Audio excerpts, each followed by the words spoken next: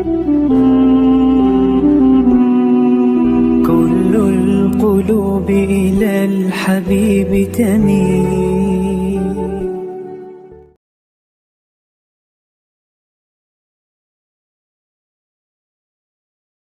Assalamualaikum warahmatullahi wabarakatuh. Bismillahirrahmanirrahim. Tabarakalladzi nazzala al-furqana ala 'abdihi liyakuna lin-'alamin nadhira. Allahumma shalli ala sayyidina Muhammadin wa ala alihi wa sahbihi wa sallim asma'in nama ba'du. Yang kita hormati bersama Syekhina Murabbi Ruhina Kiai Haji Maimun Zubair wa ahli baiti.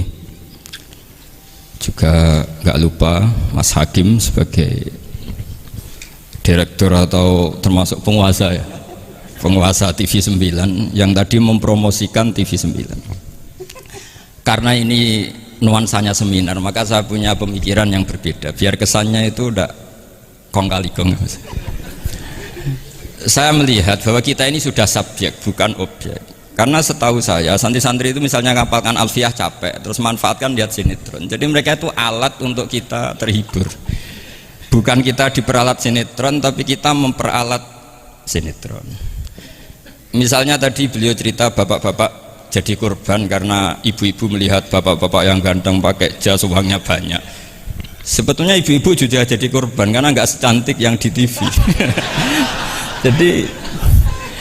jadi ini penting saya ketahui. Begitu juga melihat Real Madrid misalnya. Kita ini kalau ngidolakan pemain lokal, kan datangkan pelatih, ngelatih itu mahal, bikin stadion mahal, mendingan ngidolakan yang sudah jadi. Lagi-lagi mereka kita jadikan objek dari keinginan kita yang nggak mau repot-repot, ya beli yang instan gitu. Jadi ini mungkin yang saya beda dengan beliau. Saya ini sering ketemu para dokter, para profesor di Jogja, bahkan saya bikin komunitas grup diskusi kematian. Itu profesor-profesor yang mau mati itu sering diskusi sama saya. Kenapa ini penting? Karena mereka bilang gini, Pak Bahak, dunia ini pasti kita tinggalkan saja, perumusnya banyak. Masa kematian yang kita songsong nggak ada perumusnya gitu. Makanya kita bikin tim perumus kematian. Terus saya bilang ini bedanya profesor sama intelektual. Kalau intelektual itu diskusikan yang profan, dunia itu profan, nanti habis. Kalau kematian itu abadi. Maka untuk orang jadi profesor sarannya harus tahu tentang kematian. Dari provokasi ini banyak teman-teman diskusi kematian ini. Ini penting saya utarakan karena dunia apapun hebatnya seperti yang dipandang Mas Hakim bisa dibalik juga. Misalnya orang bilang Israel nggak bisa dikalahkan, sebetulnya hingga sekarang pun Palestina nggak bisa dikalahkan. Hebatnya apa Israel? Nyatanya tidak bisa menghilangkan Palestina, paling di Google dihapus gitu saja. Sama, apa sih hebatnya punya TV banyak, pemirsanya banyak? Sebetulnya TV itu menggantung banyak pemirsa, dan itu kita. Sebetulnya mereka yang bergantung kita, apa kita yang bergantung mereka? Zaman ibu-ibu belum ada sinetron, mereka terhibur, ngerasani tonggo, petanan, macam-macam. Artinya punya cara untuk hiburan. Lalu TV-TV ini menjadikan mereka objek untuk jadi kaya. Ini gimana supaya kita jadi kaya, mereka jadi pemirsa, jadi apa, macam-macam. Jadilah kita objek. Tapi karena kita orang pinter, ibu-ibu pinter, sebenarnya TV mereka subjek juga ibu-ibu. Delok bojone ra ganteng ya delok yang di TV kan gitu. Jadi ini pembanding saja karena ini acaranya seminar, nanti eksekutornya yang penasehnya Gus Yofur, mukharirnya ini nanti itu.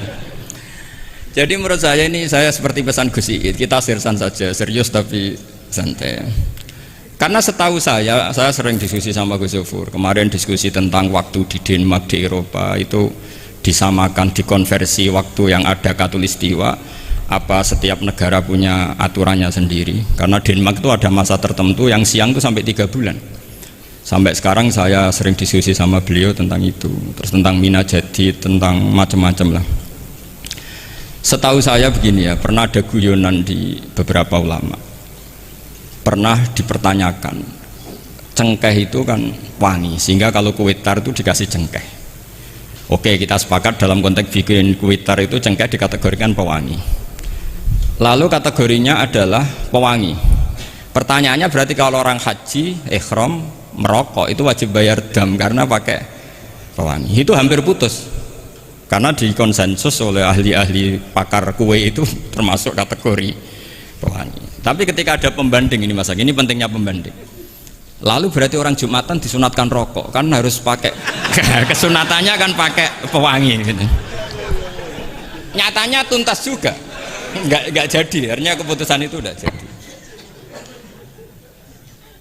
Jadi kalau saya ditanya Gus Barok, cara ngelawan apa hegemoni Barat atau derasnya media massa, ya sudah kalau nggak punya kan nggak keserang. Makanya saya tidak punya gitu. Jadi orang susah ada gelombang pornografi kan karena lihat. Gus Barok mungkin lihat sehingga merasa ada gelombang pornografi. Lah saya kan tidak punya, makanya saya nggak serang. Karena dulu ngaji saya itu Darul Mafasid Muqaddamun ala Jalbil Masoleh. Kalau disara-saran saddan lidharo'e, kalau rawan bahaya ya tidak usah. Ya saya kira gitu, kira-kira alasan saya kena. Selain mungkin saya tidak kuat beli Gus Barok gitu. Tapi kan tidak pantas, saya termasuk orang yang dianggap keren terus nggak kelar itu, tidak mampu beli. Tapi yang saya mencintai anak-anak Anwar karena alma mater dengan kita, dan nanti kalau misalnya ada tanya jawab ya biasa saja seperti dulu.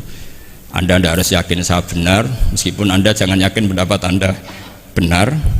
Tapi masalah media memang mulai dulu Banu Tamim itu pernah juga datang ke Rasulullah bilang innamat hanazinun wa dhammana syainun, itu masyhur. Ya Muhammad, kita ini iman tanpa dijajah Anda, kita iman karena bukan kalah perang, dan kita komunitas yang besar, sehingga perlakukan kami dengan khusus. Karena sekali saya muji Anda, maka pujian kita adalah menjadi zainun laka, menjadi hiasan, menjadi pencitraan yang bagus bagi Anda. Wa inna dhammana syainun, sekali kita mengkritik kamu maka kamu dalam bahaya, syainun, maka kamu akan hina. Apa jawab Rasulullah? Enak saja Nabi jawabnya, zaka Allah, kita ini orang iman, kalau dikritik media ya tenang saja, yang penting intawah benar. Nah mungkin saya latihan di makom itu sehingga saya itu sama media biasa saja. Istri saya lihat sinetron, setahu saya gitu, bersumpek gitu, delok dunia gitu, hiburan delok sinetron. Ini sebenarnya kita subjek apa objek? Kalau menurut Mas Hakim objek, kalau saya ya kita subjek. Kalau bosan ya ganti saja. Kalau bosan ganti. Jadi kita yang memainkan mereka, bukan kita yang dimainkan mereka. Wong yang pegang remote kita. Nah, saya kira ini yang ringan-ringan saja, seperti pesan Gus Iyad tadi, sersan itu serius tapi santai. Ya biasa saja menurut saya, ini zaman nggak bisa dilawan ya. Saya juga beberapa kali ketemu menteri, ketemu pejabat ya, kita sering diskusi. Kadang-kadang mereka bilang, Gus, mbok ya usul tentang sebetulnya tata negara itu kayak apa. Saya bilang ini basa-basi, ada pakarnya, tata negara itu sudah ada pakarnya. Kalau sampean tanya tata akhirat, saya jelaskan. Terus, ya tata akhirat itu kamu di dunia harus sujud. Dunia ini nanti profan, jabatan menteri itu profan. Kalau akhirat itu abadi. Akhirnya ngaji sama saya. Enggak bab itu, tapi ini penting, bagaimanapun kita umatnya Nabi yang diamanati menyelamatkan umat ini sampai dunia akhirat. Kalau yang di dunia sudah ada spesialis ya kita terima, bagaimanapun orang Islam itu kalau bisa ya fit dunya hasanah. Tapi yang sudah agak-agak berKTP akhirat kayak saya jangan dipaksa. Ini penting ya, karena memang ayatnya wafil akhirati hasanah gitu. Jadi kita tidak boleh hanya bicara kompetisi antar TV macam-macam. Kalau antar program pengajian mau saya, karena itu ya saya kira demikian. Ini penting ya pembanding itu, karena saya punya cerita ya, betapa Rasulullah SAW ini sangat-sangat akademik ya. Saya punya cerita agak serius. Setelah ini selesai, saya ini terakhir Gus Bara. Suatu saat ada seorang sahabat, ini yang disetujui atau diamini oleh para ahli tafsir. Dia perang gitu atau ditugaskan ke Nabi itu. Di kitab saya sahabat itu namanya Muhallam bin Jassamah. Saya nggak tahu kalau nama itu di kitab Anda karena beda kitab, namanya beda. Dulu itu kalau saya jago Tyson, kok Tyson kalah, oh di TV saya Tyson menang gitu. Tapi semenjak ada real time katanya nggak mungkin itu. Kalau Tyson menang ya menang semua gitu. Tapi kalau kitab itu beda. Di ayat idza darabtum fi sabilillahi fatabayyanu itu. Kemudian Muhallam bin Jassamah ini membunuh satu orang. Di kitab saya namanya itu Amir bin Atbad. Setelah dibunuh, padahal orang ini setelah terdesak melafadzkan la ilaha illallah Muhammadur Rasulullah. Dalihnya ini kan tentang informasi juga ya, ini kaitannya masih informasi, saya bukan menyempal dari tema. Ditanya sama Rasulullah, kenapa kamu tetap bunuh padahal dia sudah melafadzkan la ilaha illallah? Kata dia, innama qalaha muta'awwidzan, dia melafadzkan itu karena muta'awwidzan saja, ingin berlindung dari serangan kita. Kata Nabi masih ya Nabi itu kan nggak mudah terpancing emosi. Halla syaqaqta an batni. Mbok kamu bedal ya, atau kamu bedah lah hatinya isinya kayak apa. Si mulaham tadi masih balik loh. Ya Rasulullah, lau syaqaqtu batnahu akuntu a'lamu ma fi qalbi. Kalau saya bedah apa saya terus tahu apa isi hatinya?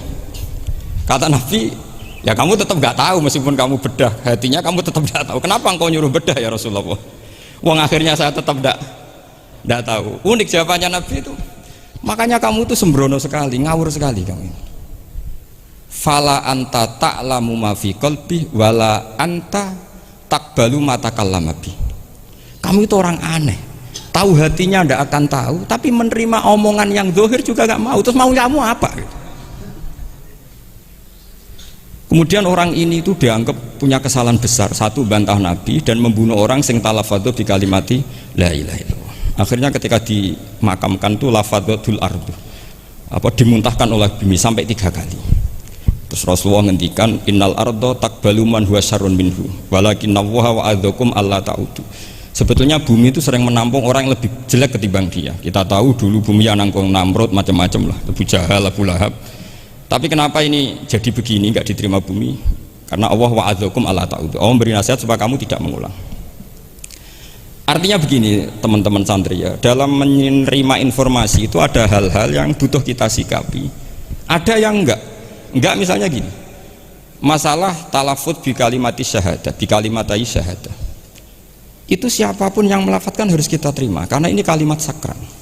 Bahkan ketika terdesak, yaitu masyhur itu dalam cerita sebagian kitab, Usama bin Zaid itu pernah membunuh orang padahal sudah talafadhu bi syahadatin. Itu sama Nabi disalah-salahkan. Padahal kata Usama, tapi dia sudah memotong tangan kita, kaki kita. Masa pas kita punya kesempatan tidak boleh bunuh ya Rasulullah? Kata Rasulullah tetap saja ngendikan kaifa tasna'u bila ilahil wahida ja'at yaumal qiyamah. Terus begitu. Nah ini kalau dalam ilmu tafsir atau ilmu hadis disebut kebenaran absolutisme. Sehingga ada hadis mangkola la ilaha illallah dakhalal jannah wa in zana wa in saraka. Kalau di bab fikih informasi itu bisa kita terima kalau mukhbirnya itu adil, datanya valid. Tapi khusus kalimat syahadat itu tidak, wa in zana wa in saraka harus kita terima. Sehingga kita tidak pernah mengkafirkan orang fasik. Misalnya lonte ditanya Tuhan siapa, ya Allah. Rektor Al-Azhar jawabnya ya Allah. Ketua MUI ya jawabnya ya. Jangan karena misalnya copet bilang Tuhan itu Allah terus MUI bilang wah saya tak jawab yang lain lah nanti sama gitu. Nah saya pernah ditanya sama dosen di Jogja, Pak Bahak kenapa ada kata wa in zana wa in saroko, kesannya itu Islam membolehkan zina. Terus saya bilang ini contoh absolutisme kebenaran. Jadi kalau kebenaran itu absolut kita terima dari siapa saja. Tukang becak ngomong dapat 2 tambah 2 ya 4, lonte bilang 4, pakar matematika 4, rektor UGM nanti ya bilang 4, sama. La ilaha illallah itu kalimat yang absolut. Sehingga di TV misalnya apapun TV Yahudi atau TV Nasrani, kalau programnya itu benar menerangkan kebenaran meskipun mereka niatnya bisnis, tapi kalau kalimat itu kalimat yang benar ya mau tidak mau kita terima. Terus kedua, ada informasi yang kita sikapi dalam suasana genting. Kayak zaman perang Uhud ada isu bahwa Rasulullah itu kutilah, dibunuh. Kemudian ini melemahkan para orang Ansor dan Muhajirin atau Muhajirin dan Ansor. Terus kata Rasulullah, Umar ajibu, kamu harus menjawab bahwa saya masih. Akhirnya Umar berteriak keras bahwa Rasulullah itu masih hidup. Ini contoh-contoh informasi yang secepatnya harus dijawab. Terus ketiga, informasi yang nggak penting dijawab karena memang sudah hoax, sudah sampah. Misalnya gini, orang melihat di TV infotainment itu nggak pernah yakin kok benar apa enggak. Ibu-ibu itu butuh hiburan, melupakan suaminya, utangnya, macam-macamnya. Makanya saya bilang ibu-ibu ini subjek bukan objek. Jadi ini yang saya beda dengan Mas Hakim. Tentu saya punya sisi kesalahan karena saya juga nggak perlu akurat karena ini tidak bidang saya. Tapi cukup jadi pembanding karena ini menyangkut harga diri Mas Hakim. Kesannya kalau kita objek kan kita ini kayak orang bodoh yang diatur-atur gitu. Tapi kalau subjek kan keren gitu, karena ya saya kira demikian. Assalamualaikum warahmatullahi wabarakatuh.